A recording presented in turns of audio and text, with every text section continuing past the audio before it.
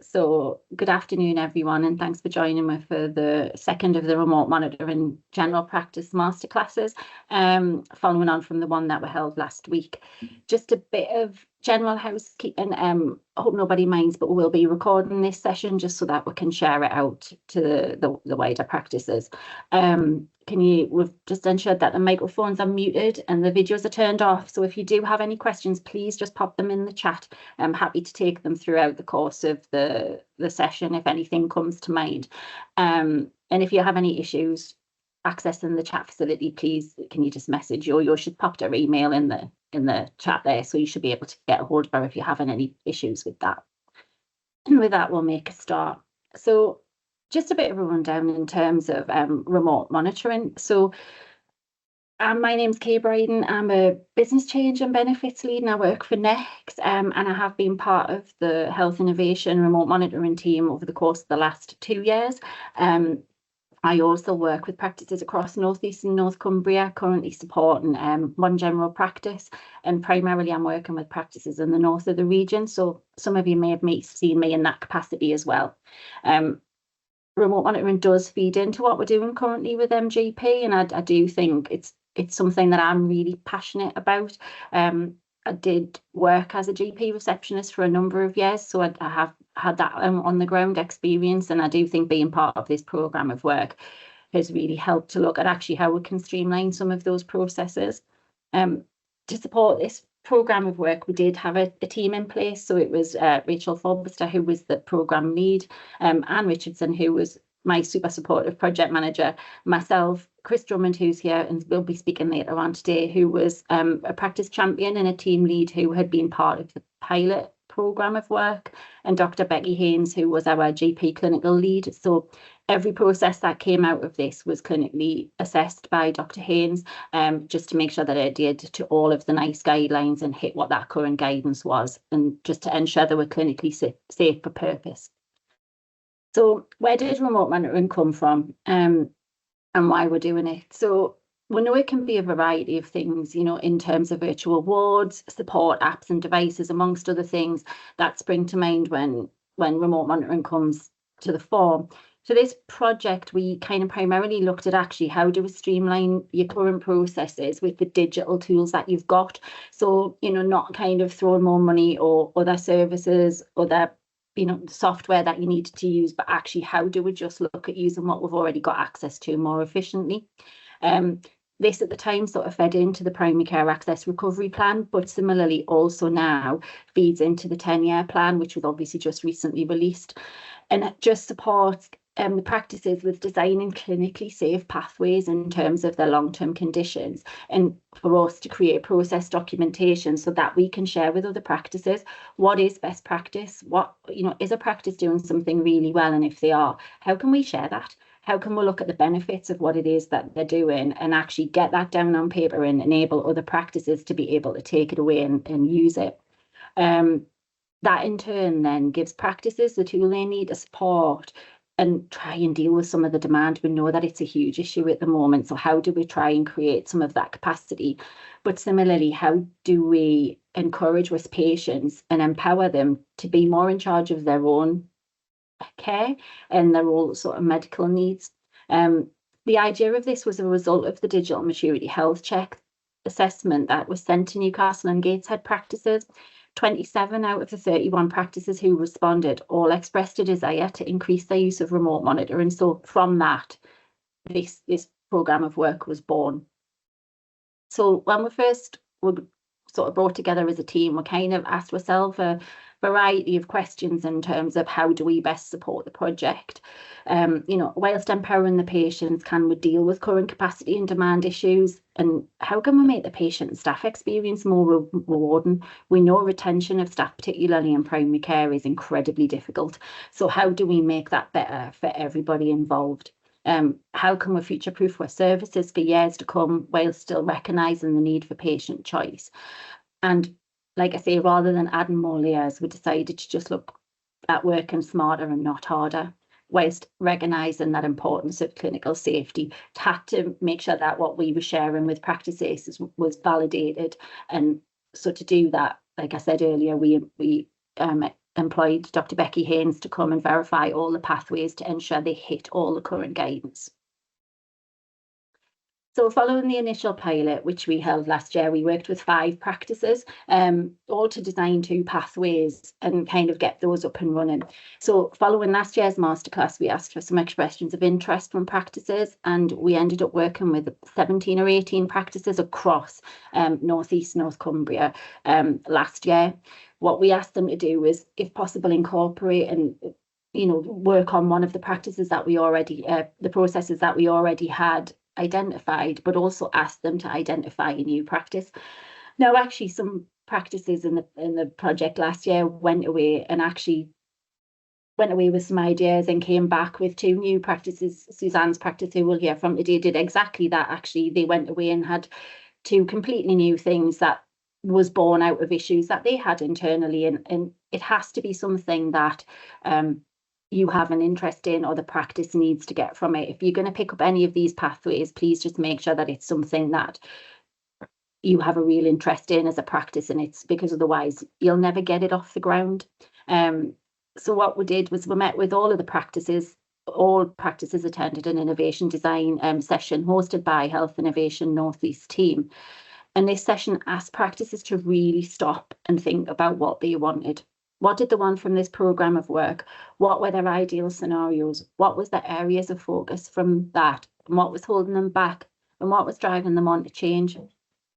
Like I've said, we also discussed those specific condition areas and suggested they go away and take that and have a conversation.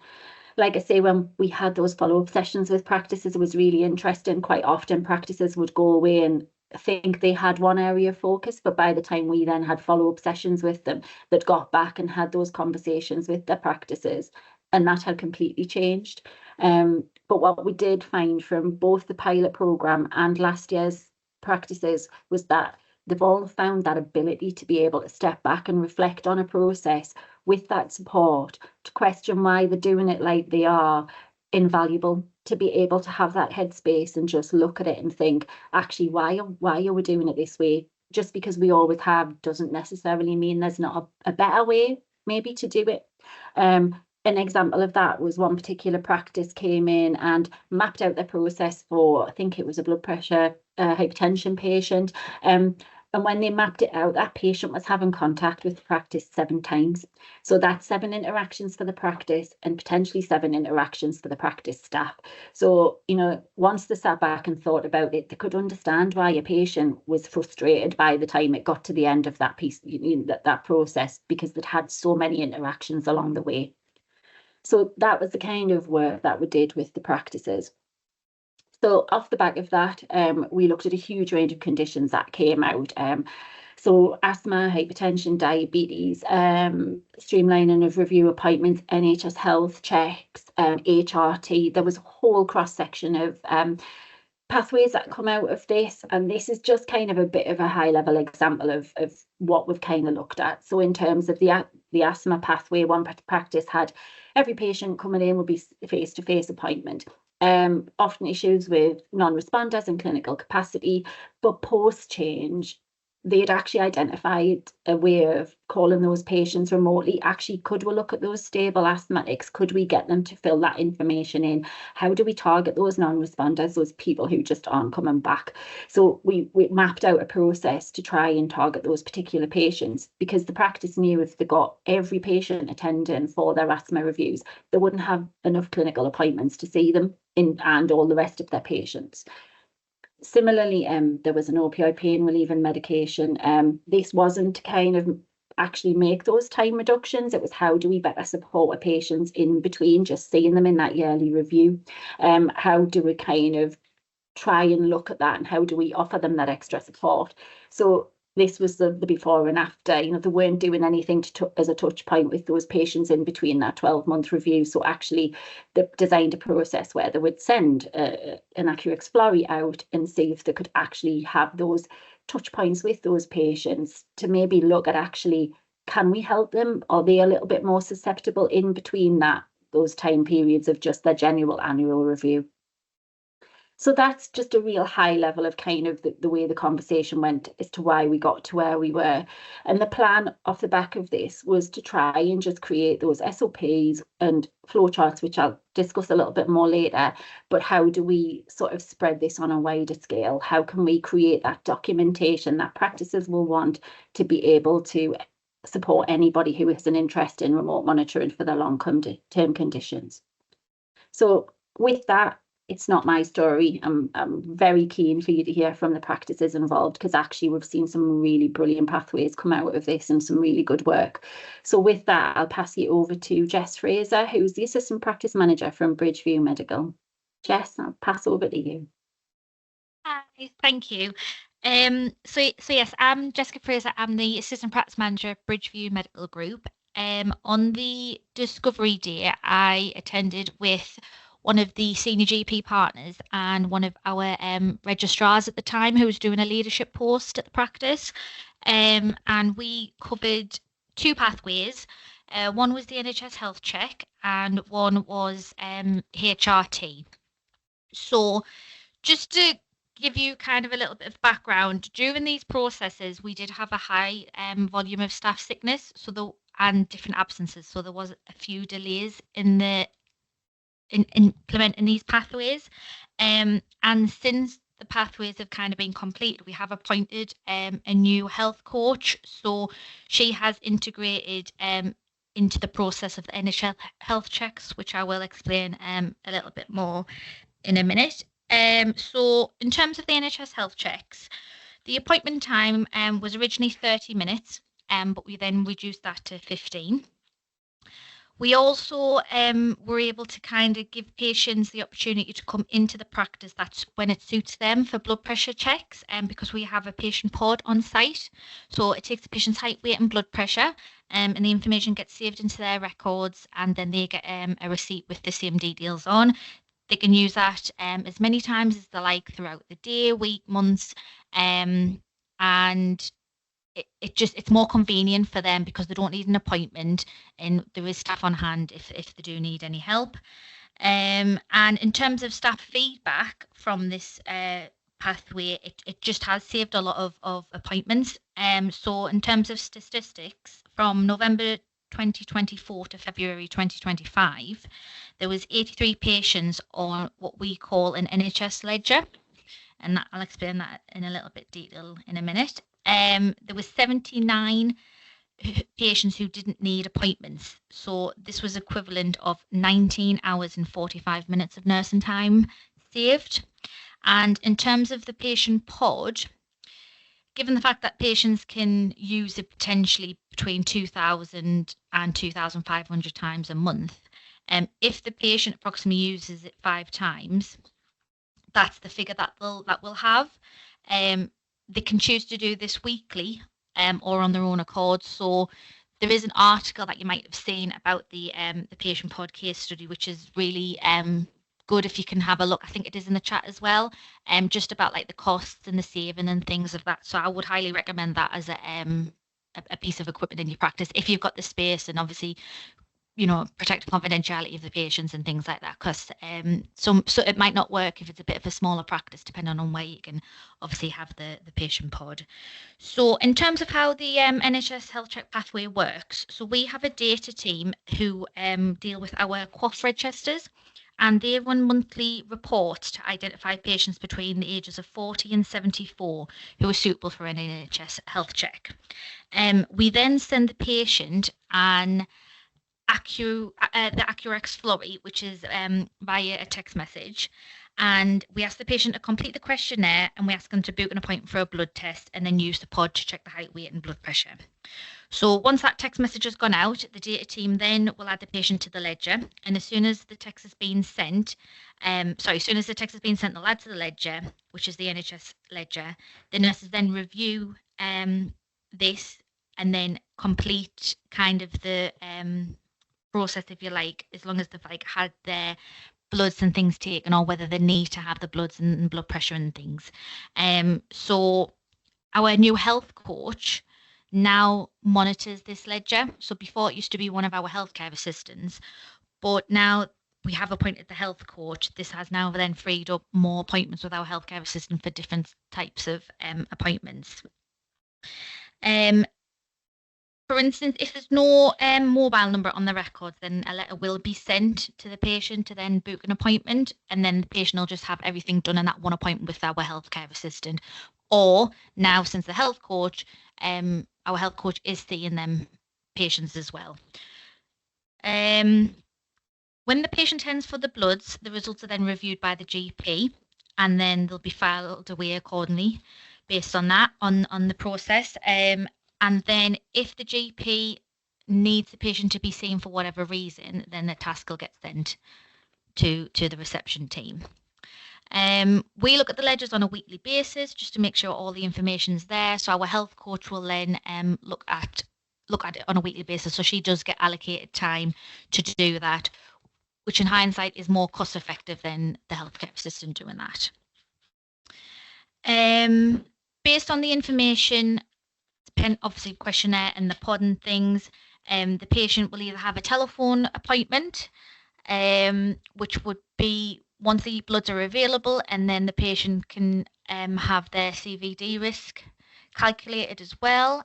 So if the patient's Q risk is over 10%, then they'll be contacted to discuss the next steps after that as well. There's also an option of a face-to-face appointment. If the blood results or the patient pod information is not available, the patients will be booked in with the nurse to review.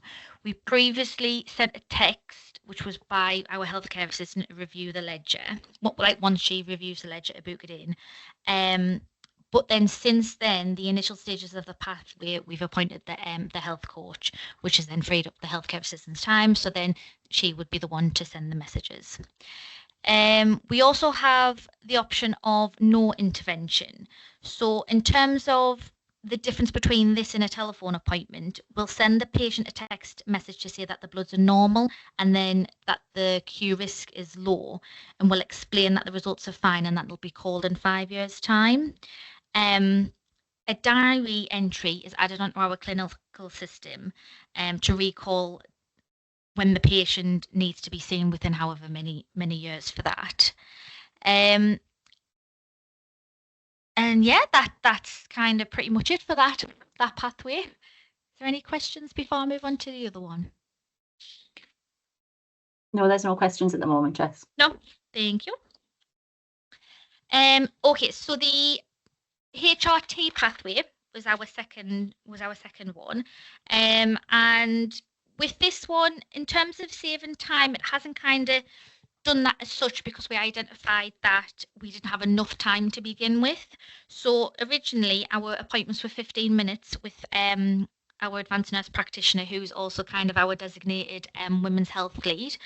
It was only 15 minutes, but it was having a knock-on effect in the rest of the clinic. So we really needed to increase this time to 30 in terms of like the initial HRT reviews, because there's that much information in that first appointment. 15 minutes just wasn't enough. So we increased that to 30 to begin with, and at the moment we are still at that 30 mark for the initial ones, but we also do try to just keep it at 15 minutes for reviews in a designated clinic for that. So with that one, because we increased the appointment, it was kind of making things not as rushed for the patient, and all of the information could be given in like a kind of a timely manner. So in terms of the pathway, so when the patient calls for a first HRT appointment, they'll be booked in for a 30-minute appointment with the EMP ideally. We do also have one of our GP partners who did a lot of the women's health training as well. She's currently on maternity leave at the moment, so it is down to our EMP to kind of deal with the initial ones as such. It's not stopping any of the other clinicians to obviously treat the patients for that, but they do tend to then go to the EMP if they've got any questions later on. So the reception will book the appointment, and then they would advise the patient to complete an e-consult, which is the menopause and HRT form, and then they'll also complete the the climatric scale, because our AMP, when she did some of the courses, because she's obviously had some input on this pathway as well, she thought that that scale was quite important. So we thought if the patient can fill out as much detail as they can in advance, yes, we have increased the appointment to 30 minutes, but then we still have a little bit of background information which would be useful within the appointment. So the e-consult goes back to our generic email account, which is then monitored by reception. Obviously, they will check that the patient has the appointment booked in, and then they will just save it to the patient's records for the clinician to review. If the patient doesn't complete the e-consult, they can still attend the appointment, because obviously we don't want the appointment to be cancelled or anything. It just means that there won't be any information in advance, but we still have that 30-minute appointment. I suppose it's just obviously the clinician's not going to have that information beforehand. Once the patient attends, they'll be sent a text message by the clinician to book in for 3 months' time, unless the patient requires a follow-up appointment earlier. So within future clinics, the clinicians have their own slots to book into if they want to review the patients. So they can book them themselves, which then obviously that means the patient doesn't have to go to reception to book another one, or they can just follow the booking link within a certain, I think it's about, usually expires within like 7 days. They can just follow that booking link to book in again. And that's pretty much it, really. I mean, the AMP that was working on this pathway, she was also off for a little bit as well. So when I was mentioning earlier about the high levels of staff sickness and stuff, it did take a little bit of a toll on that. But it's one of the, general practice, isn't it? These kind of things happen. But I'm really happy that we've actually managed to get these pathways kind of completed in the works, going well. And we have the new health coach, so that has freed up the healthcare assistants appointments. And as far as I can see, things are going really well. Perfect. Thank you, Jess. There is a question in the chat actually for you, Jess. Just a question around how far ahead are your booked appointments? Well, I do the clinics, as in like I had the clinics on the appointment book. I do actually have appointments on up until November for all of the clinicians, but in terms of them getting booked up, usually it's like a maximum of, say, a couple of months, because the designated, say, the HRT clinic is only kind of on a Friday. Sometimes that can get booked up quite far in advance. But with the nurses' appointments, in terms of the NHS health checks and stuff, that's usually like 4 weeks. I think the next available appointment's like 4 weeks for that. I hope that answers the question. Perfect. Thank you, Jess. Yeah, and thank you for popping your questions in the chat. Just quickly, something I did forget to mention at the start is, if you wouldn't mind, just so we can share the slides and the links to all of the resources, if you can just pop your email addresses in the chat, so just so we've got a record of that in case you've joined through somebody else's login. It just means we can share all of the information and the links to everything with you later in the chat. Thank you, Jess. That was really helpful. Thank you. And I've also shared the case study, the link to the case study, for anybody who wants to have a look at it. Thank you. Right, with that, I'll pass over to Suzanne Roberts, who's practice manager at Amiri Medical Group. Suzanne, do you want to give your take on remote monitoring? Yep, I'll quickly give you mine. Hi everyone, it's nice to be here to share some of this. A little bit of background is, in our practice back in January 23, when the BMA guidance came out about GPs, burnout, working safer, they decided to drop down to 15-minute slots, reducing down to 25 contacts a day. So I went into meltdown phase at this point, thinking how the hell really are we going to do without these 6 appointments that we would lose every day? What we're going to do? How are we going to manage? I pulled myself together a little bit, and we had some thinking time. And obviously we just realized we had to kind of, work smarter really and make some changes.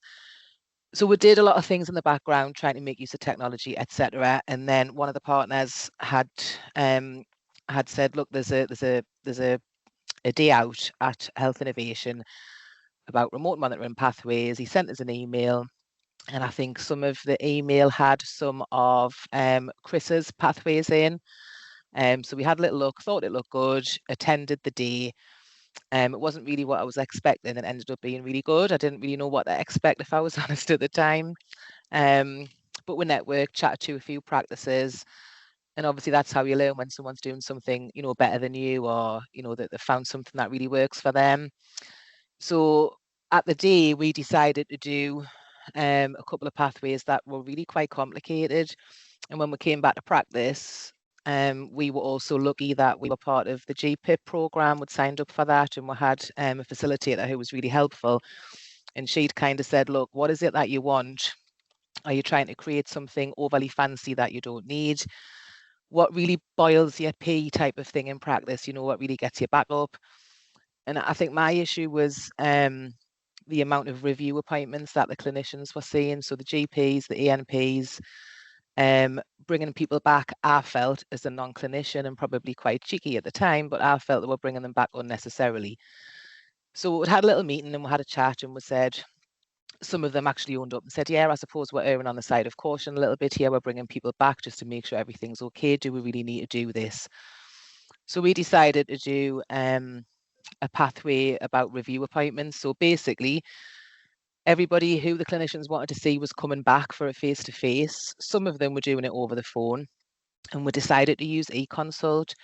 So one of the examples we had was, you know, your depression monitoring and your QOF that had to be seen within 6 to 8 weeks, before 8 weeks, for you to code your depression interim review, your med review. And we were losing a lot of patients to that because they weren't getting followed up, and they weren't coming in. So say they'd been given 2 months of an antidepressant, they hadn't bothered taking it, they hadn't bothered coming back. They kind of fell off the radar a bit. So what we decided to do was set up a pathway, and it was just really basic. It was a scheduled text that the GP would send in the appointment. So while I'm consulting with Joe Bloggs, they say to Mr. Bloggs, right, I want to see how you're doing in 6 to 8 weeks. We'll send the scheduled text to go out then to complete an e-consult. So that's basically what they did.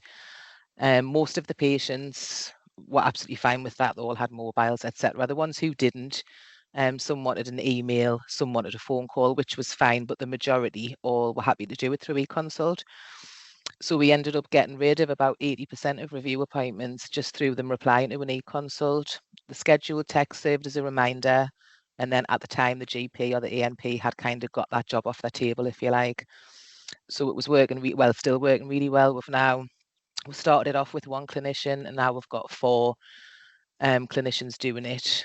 And we're saving, I think I did like a proper audit for case stats earlier on in the year. I haven't done one since, I must admit. But it's working out around about 18 hours a month of GP and ENP time. So I've managed to actually increase access for patients, as opposed to, you know, how we were at the start of 2023 when we reduced the GPs to 15 minutes and then everybody else kind of followed suit. So we're trying to pack more in a safe way in the 15-minute slots that everybody gets, but we're really making use of e-consult, flurries, probably what a lot of you are doing. But we did that anyway for the reviews, and it has reduced them down, which is great. And then the next one we did kind of came about through our reception team.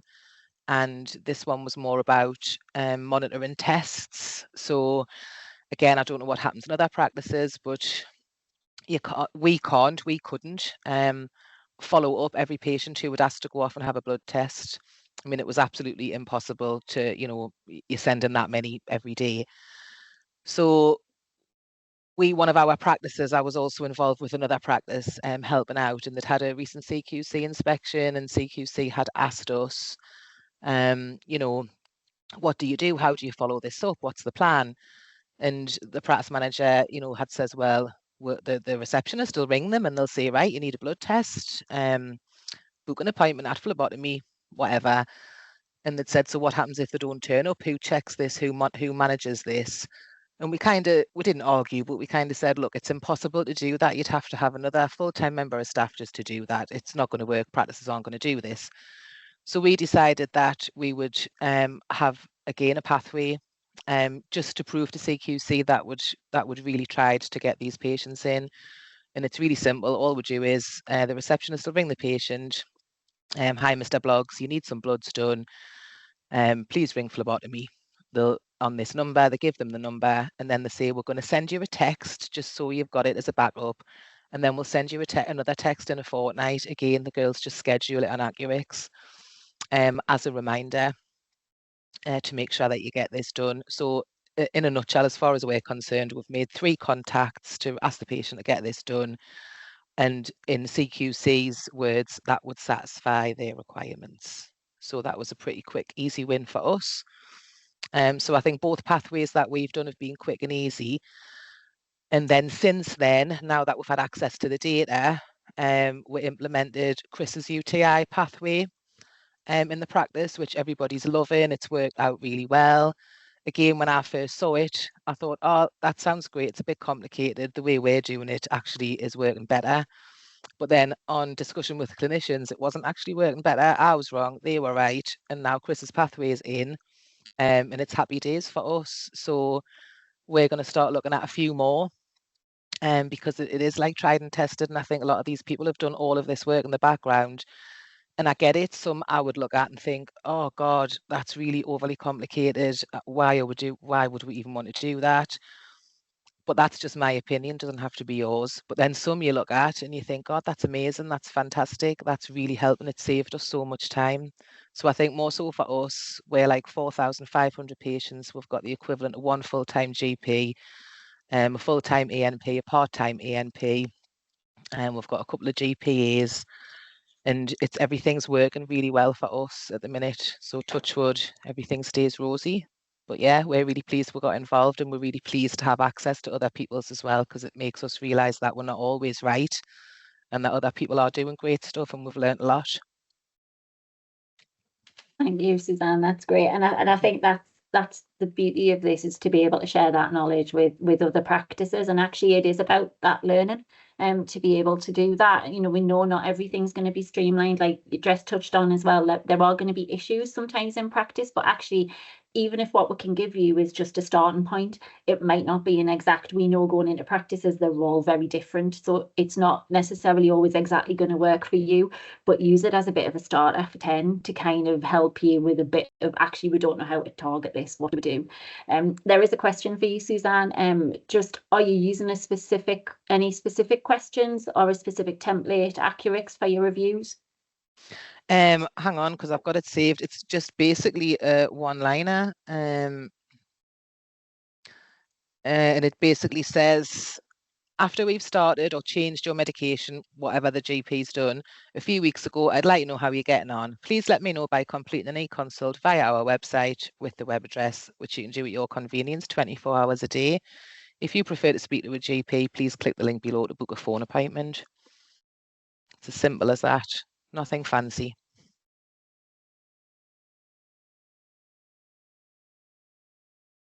Thank you, Suzanne. That's great. And I think actually in what we've tried to do, and I'll go through this after Chris has spoken, is just try to put anything that we can, anything that the practices have used. So examples of their text messages, any sort of particular Accurix templates, or anything that I have used. What we've tried to do is add that into the SOPs so that they're there and available for you to be able to see actually what questions they've asked.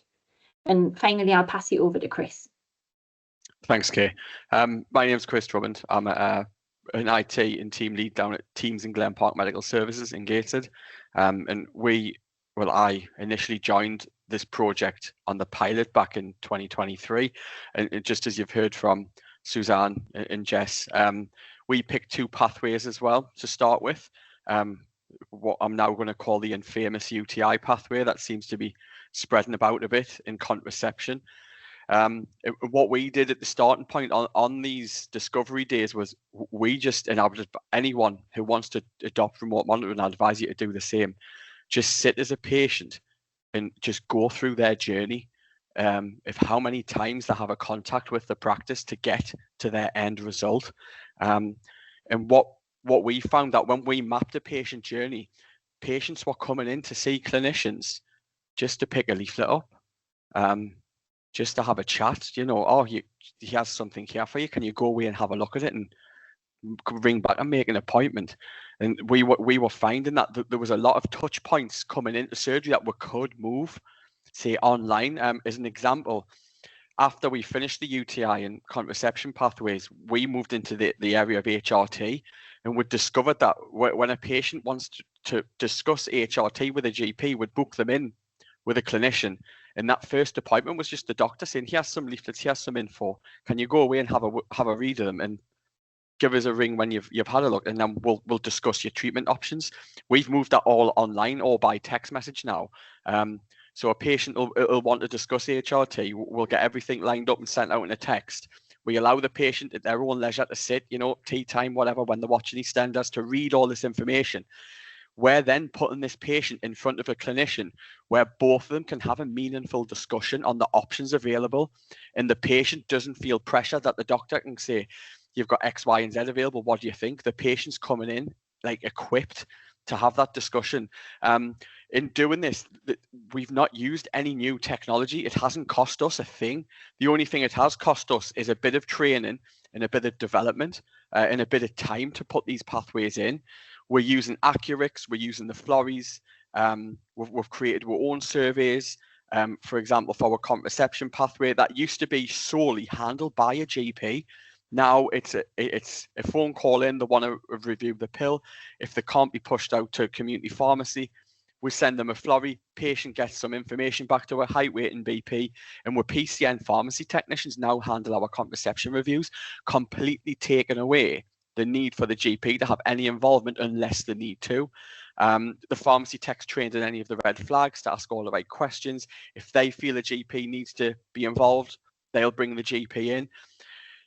It also hasn't just saved appointments though. It's put the patient involved with their care. It makes the patient feel, hang on a minute, I'm actually not just ringing up and saying, I need this, and someone saying, there you go. That's how you get the patients actually having to have that conversation with, oh, this is me height, this is me weight, this is me BP. And they're coming in to have that meaningful discussion and be more involved within their healthcare. Since this is all kicked off, and we've done the 3 pathways, our practice that was just the team's medical practice has now merged with the Glen Park medical practice, which is just down the road. And we're now having to adopt these pathways to suit both sites. It's absolutely amazing that even before I joined the NHS, you just think, oh, every doctor's surgery works the same. That surgery does things the same as that surgery. It's mind-blowing just how a practice less than a quarter of a mile down the road does things so differently. And you sit and scratch your head and think, well, how are they doing things? And when you read into it, it's like, why aren't we doing the same? So our pathways are now coming into their way of working. And also the Glen Park site have got certain things that are coming up to our site, and we are finding the best way of working. So not only did we merge as a practice, we made the crazy decision to go to total triage as well about 2 weeks ago. So again, these pathways that we started 2 years ago have been designed, implemented into one surgery, implemented across 2 surgeries as a joint site, and now we've adapted them again to fit total triage. Because what we don't want is a patient ringing up or doing an e-consult for us just to go back to them and say, oh, you need to go this way, you need to go that way. The response to the e-consult when it comes in is into this remote monitoring pathway. So if there is a contraception request, bang, the Florrie's sent out. Can you please complete this survey? We'll book you in with a pharmacy tech. Here's your appointment. Their information comes in and it's dealt with one touch of an e-consult instead of, I think I need this. And then someone rings them back and says, well, can you do this? And when you've done that, give us a ring and we'll put that in your notes. It is just about using the technology you've got. And for the last year, I've been working with the health innovations team, just supporting practices, unlocking that technology that's already there. There's a lot of practices who don't know the potential or what Accurix can do. For example, Florries, how to build your own Florries, what information you need, clinical coding. You can get clinical codes written back from patient responses to records just to save that time for a clinician to sit in clinical code into someone's record. So the last year has been a hell of a journey, just offering advice to practices on how to implement these pathways. But technologies, it needs to be embraced more by the NHS, and whether you like it or not, I think we do need to work smarter and not harder in doing the remote monitoring and incorporating all this in to the how you work. It does work. Don't be scared of it. But if there was one starting point, I would say for anyone wanting to get involved, just sit as a patient and say, for example, hypertension annual review. how do we recall them? What does the patient see? Can we do it any way smarter, quicker by, for example, text messaging, or using the patient pods that's been mentioned from Jessica. We've got one of those and absolutely fantastic. But yeah, have a look at the website. That's got all the materials on. And just take the plunge. You won't regret it. It is a bit of hard work, but it does benefit patients and it does benefit general practice as a whole. Thank you, Chris. I was just going to say there was a question actually to ask if you had a patient pod, but you've just answered that by yes, you do. Yeah, we've got a patient pod across 2 sites. We're now obviously a multi-site practice, 2 pods, and again, it just saves that appointment with a healthcare. Someone needing a height, weight, and BP. We're not wasting a 10-minute appointment. We are just saying, yeah, pop, use that pod and pass that slip back in. Yeah, and I think somebody has commented on obviously the accurates and in terms of what that, how that's going to be funded going forward. And I think there is a lot of variables at the moment, and we don't know kind of what that's going to look like in terms of using those text options. But I think it's obviously just something to think about in terms of those processes, and having been involved with yourselves in regards to the total triage and everything else. I think you're absolutely right. Those processes between 2 practices are very different. And I think for me, as a change manager going into practices, it's always important to kind of be mindful of that. We know these aren't a one-size-fits-all answer. We know it's going to be different just because of the way practices are going to be set up. So, this is just a starting point for practices. Absolutely, it isn't. We have a lot of patients who these pathways aren't suitable for, digitally excluded, people who can't get the grips with technology, and that's fine. We're managing them best we can. And like Julian said in the chat, we don't know the future of Accurix. The ICB are having discussions on this, and whatever comes forward, we'll move and we'll adapt. That's what general practice does. We adapt, and we'll find a way around it. Thanks, Chris. That's honestly 3 really good speakers there. Thank you so much. Sorry, Tina, you've asked how can you share the pathways we've already got. So I'm going to just go through that now. We've got a list of resources, and I'll just give you a bit of a whistle-stop tour through the sort of benefits and the resources themselves. So just in terms of that, and nice segue into project documentation and findings. So in terms of benefits and what we've seen in general practice, we know that practices and everybody really, particularly at the minute, is kind of that what's in it for me. What is the value to doing this? So what we have seen, and I think initially first time around, there was a real focus on those time savings and those practice efficiencies. But I think what's evolved from that, particularly over the course of the last sort of 12 months, in terms of, particularly Suzanne touching on that, actually, how do we sort of come in line with some of those that those CQC compliance and that improved clinical safety? We know that's an element. We know we had another practice going through this process last year who had a CQC inspection, and part of their improvements were to actually better monitor their long-term conditions. So the work that they were doing with this massively supported what CQC had come back and actually advised them to do. So I think it really evolved over the last year in terms of what we'd originally started looking at.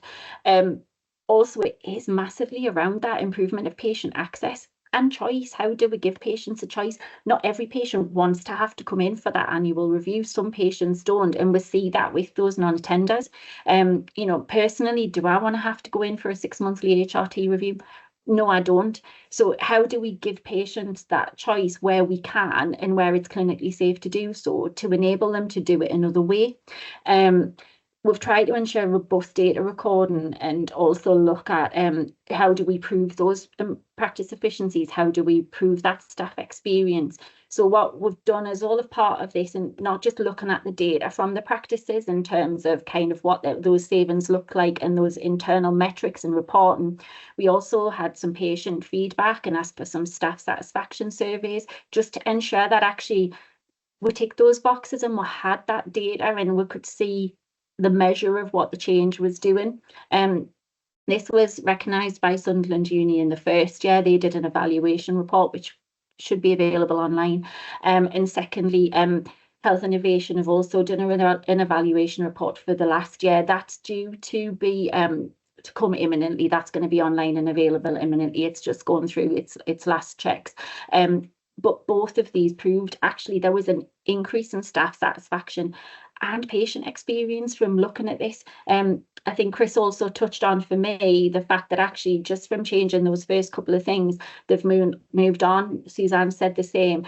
And actually, I think what you'll find is once you have a process in place, it's not difficult to always adapt it to other conditions. Once you have the bones of that process, there's a lot of replication and a lot of duplication with long-term conditions. So you don't have to change the world, but you can just take those steps one at a time.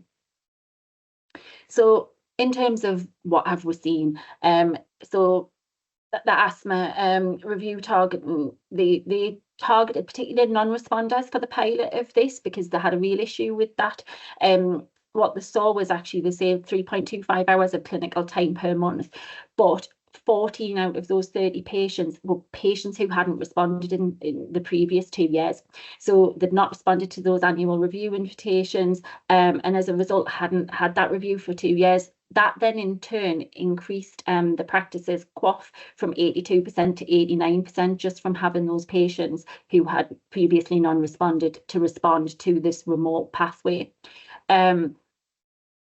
Jess touched on the figures from the patient pod in regards to the NHS health checks. 19 hours and 45 minutes of nursing time. It's massive over that period of time. And similarly, Suzanne's results around the on average 15 hours of clinical appointment time. It's those justification of those savings that actually makes the benefit of doing the work worthwhile. I think when you actually start to see this is the change that it's making, and we know that not every pathway is going to do that, but what it might do is hit in other areas in regards to the likes of improving your CQC compliance. So it is looking at that data. What we've also tried to do where we've got benefit data available, which we don't have unfortunately for all of the pathways because they were very early in the infancy, we've maybe given some projected benefits in terms of if the time savings come to fruition, what it'll look like, but also if we've got any staff and patient feedback, we've added that, and that's all in the information that's there and available for you. So what have we tried to pull together in terms of documentation? Quick screenshot of what it'll look like. So you'll get a breakdown Word document. It's just very straightforward. We've tried to include some rationale as to why the practices kind of have gone down that route, why they've chosen the pathway that they have. We've put the benefits in, and then we have a breakdown of the pathway. It's literally a step-by-step 1, 2, 3 guide, and that walking you through the process.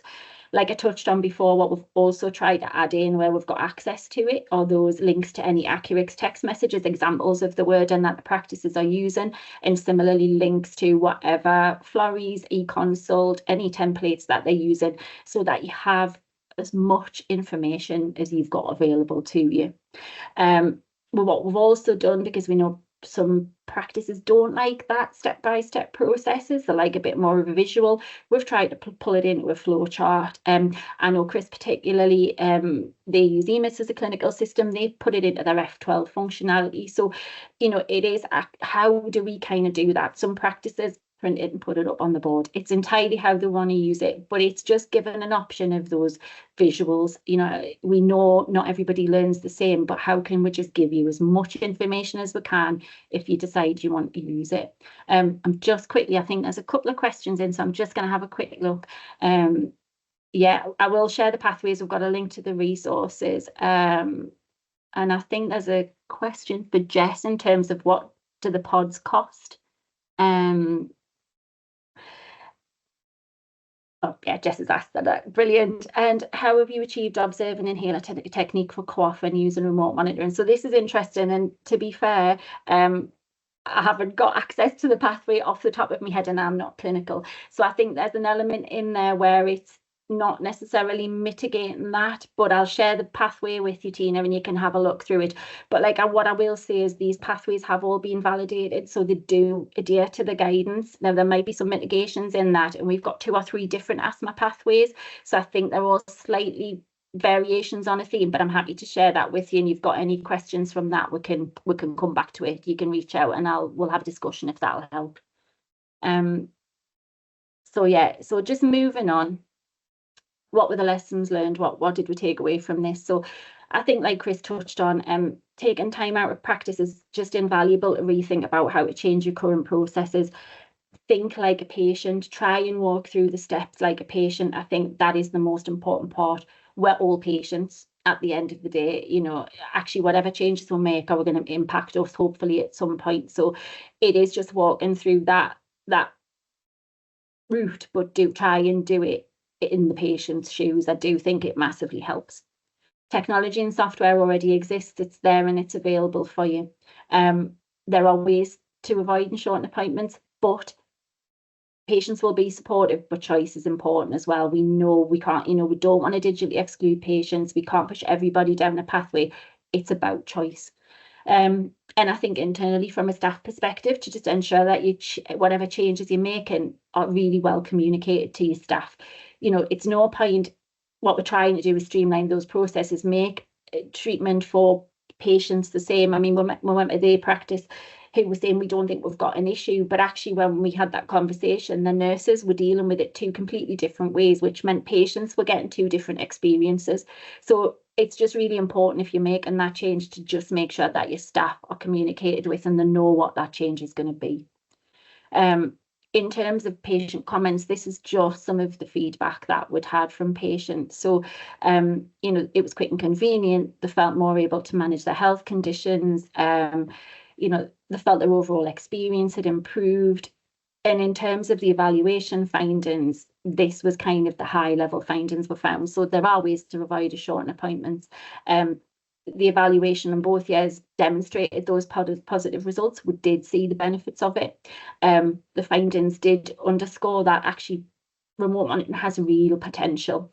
And there is a significant time saving relationship between time savings and workload. So on the whole, it was positive. We know nothing's without pitfalls, and we know that there is difficulties along the way. But I think on the whole, most of the practices we worked with would absolutely say it was a real benefit to them to make these changes. So just to draw to a close, what we're hoping to share with you today is just a library of information that you can draw on, be a go-to guide if you decide you want to go and have a look at it. There is an absolute wealth of information on there. Like I say, whole host of different conditions. We're giving you standard operating procedures, flowcharts, there's some videos on there. There are the evaluation reports. The Sunderland Uni one particularly is quite a lengthy document, so just be mindful if you decide to have a look at that. There's some case studies on there, and this is the link to the pathways. We'll pop that in the chat as well, so you've got that directly, but you've kindly shared your email addresses, so we will circulate the slides at the end of it just so you've got it for reference. And I think that's it from me, unless there's any more questions. I'm very conscious that it's lunchtime and you're probably all desperate to go and have some food. But yeah, so if there's no more questions, we'll leave it there. But just to wrap up, just to mention, Rachel and the team are working on a new project to do with social care.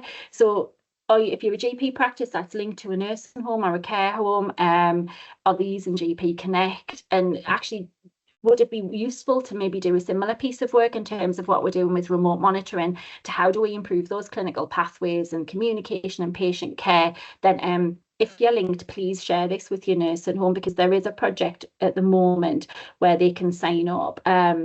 So they're looking for expressions of interest at the minute, but please reach out, pop a message in the chat should you be interested. If you're linked, your practice that's linked to a care home, and then this might be something that might be really useful for them. So yeah, that's it. Just finally from me, thank you very much for giving up your time. I really do appreciate you joining me for this session today, and take care. I hope you have a good rest of your day, but the resources are there. Honestly, really proud of this piece of work. If you're interested, please go and have a look. Take care. Thank you. Bye.